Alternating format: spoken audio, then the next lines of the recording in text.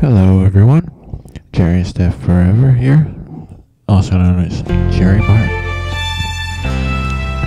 Today, I'm going to be doing a new Let's Play. This time, it's of Scribblenauts Unlimited. If you haven't ever heard of it, it's a game about this kid who gets a magic notebook, and whatever he types in appears. So, like, as long as it's not copyrighted or vulgar or anything like that, you can't type, Mario and Mario pop up. Or, like Master Chief. You can't type Master Chief and it'll pop up. But if you type something like couch, it will appear. Or hamburger. As long as it's not copyrighted. And half the fun of this game is playing it and typing in whatever words you can think of and seeing how they run amok in the world, because they actually do interact with each other. So like, let's say you type in vampire and garlic, then the vampires start running from the garlic, etc. So if you're just watching this to see how the game is, please go buy it, because it's actually a really fantastic game. And half the fun is in thinking of new ways to get puzzles completed, etc. So like, my answers may not be the same as your answers, and your answers may not be the same as your friend's answers. And there are so many different ways to solve these puzzles that it's ridiculous. So this is intended to kind of just play through the game, maybe show you how to get past something if you're stuck, but it's not intended to be, hey look, this video, let's just watch all of Scribblenauts so we don't have to buy it. No, please do, go buy it. So we'll start it up, and I'll let you watch the story. Our story begins with Grandpa Edgar and Grandma Julie.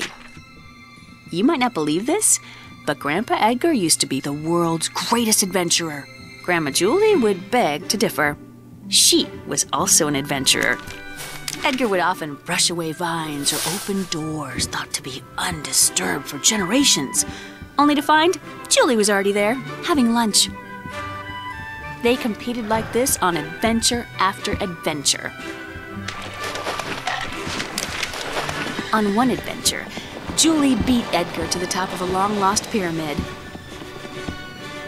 But the treasure she found was an engagement ring. The two of them semi-retired to start a family, and they continued starting that family until they had 42 children. One day, Mom and Dad gave Maxwell and me two amazing gifts. The first was a magic globe that let you travel anywhere in the world. The second was the most amazing notebook. This notebook let you write any word in it, and poof, the word would come to life.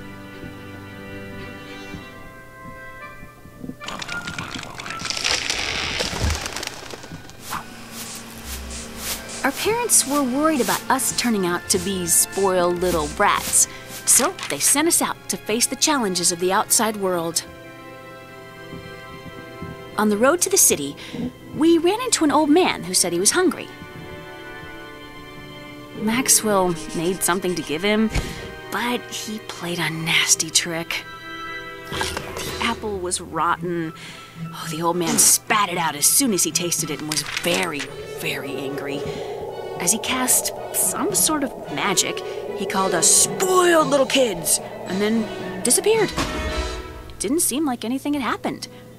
But when Maxwell turned to continue down the road, I couldn't follow him.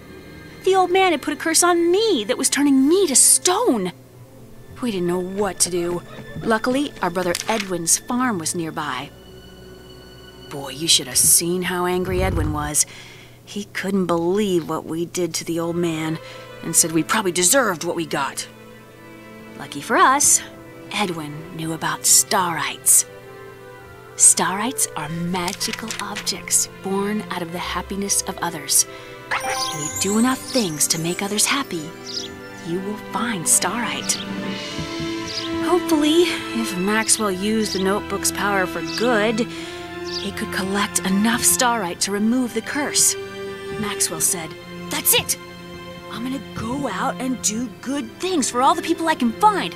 I'm gonna get all the Starites in the world, and I'm gonna make you better, Lily." So Maxwell grabbed his notebook and headed for the door.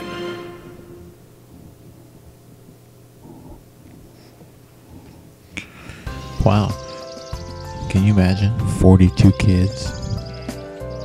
You'd have to have a kid like every 9 months. Alright, walk to the farmer. I guess we don't refer to him as Edwin anymore. It's just this random farmer that we found who happens to look just like Maxwell. And for those of you who are wondering, that's the advertised backstory to how Maxwell got his notebook. Pretty dumb, right? Alright, earn a Starite by helping Edwin with his award-winning pig.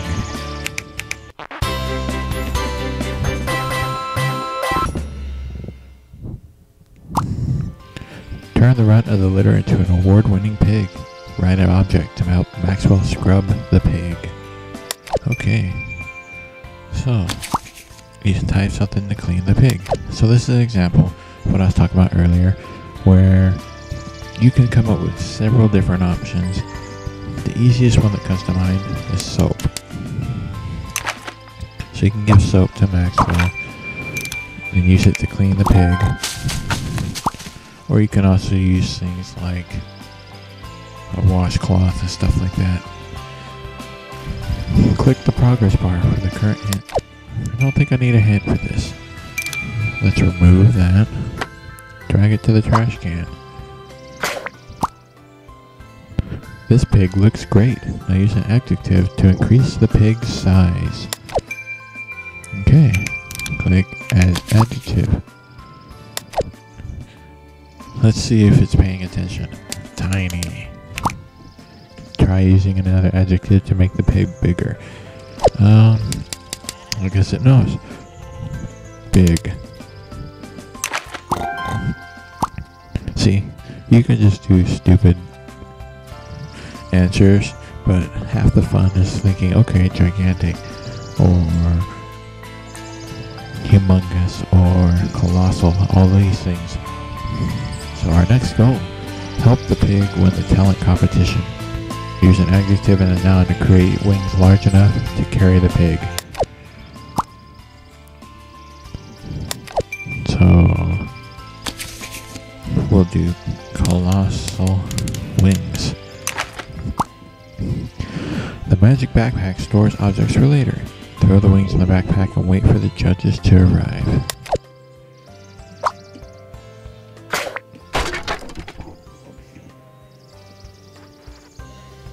Hey look, John Lennon's going to be doing our judging. What's he doing here? Take the wings from the magic backpack. Drag them to the pig. Blah, blah, blah, blah, blah, Blah, blah, blah, blah, blah. Aha. Blah blah blah.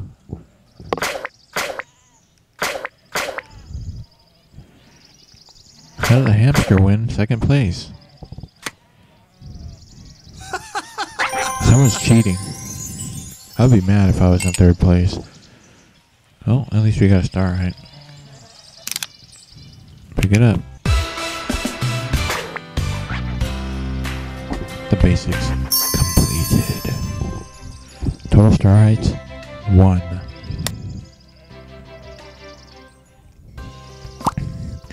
Earn shards by helping people. 10 shards will form a Starite. Use Starite vision to find shards. Okay, so... Whoa. Click golden objects for hands. Help the sprout grow. Edwin.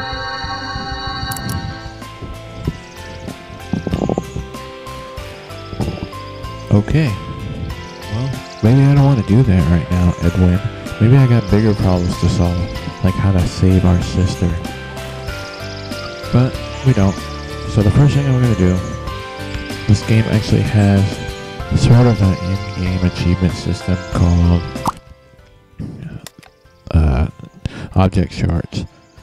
And what object shards are little riddles that once you solve them, you'll actually get a Starite shard. So for example, there's one that's something like give a halfling something he needs to turn invisible. Now, for those of you who've been to Middle Earth, you already know the answer to that. But for example, if you're just someone who enjoys casual games, someone who just likes to pick up and play, you're not gonna really think, oh, the One Ring. But just to show you, there's 217 in-game achievements categorized under several different categories. I'm not really going to show you all of them. I have them written down from when I played the Wii U version and got them all. So the first one is called Moo. It's get milk from something that says Moo. Wonder what that could be. Cow. Okay, forget that. I'll help you with your seed because you're pushy. Something else to water the seed. Watering can.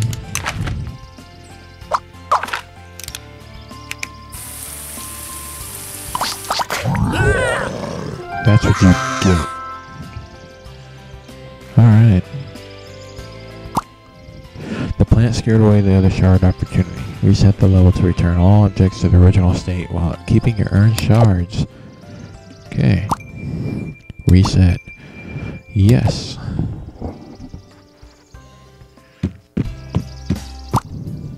While the notepad can create many things, vulgarity, copyrighted materials, and proper nouns are not allowed. For example, if I typed in John. Okay.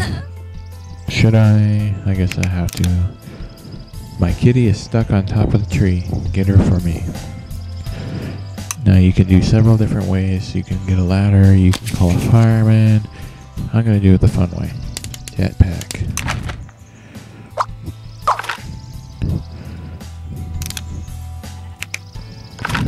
Alright.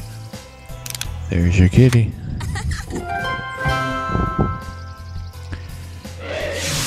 Level complete. Congrats. Learning the basics is just the first step towards saving Lily. Use the bus stop to begin your journey in Capital City. You can now play as Maxwell's brother Edwin. Click Maxwell and click Tech Avatar to play as any unlocked brother. So I guess it's foiled that we'll be able to play as his other brothers. Anyway,